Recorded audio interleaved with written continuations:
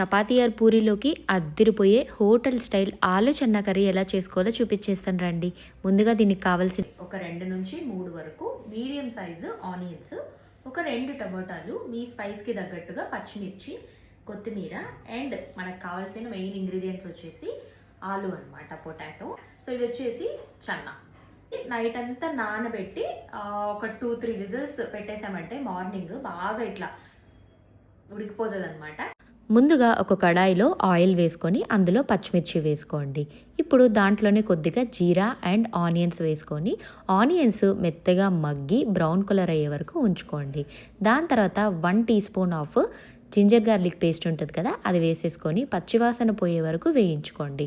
పచ్చివాసన పోయాక కట్ చేసి పెట్టుకున్న టమాటోస్ అండ్ ఆలు వేసేసి బాగా మగ్గించుకోవాలి.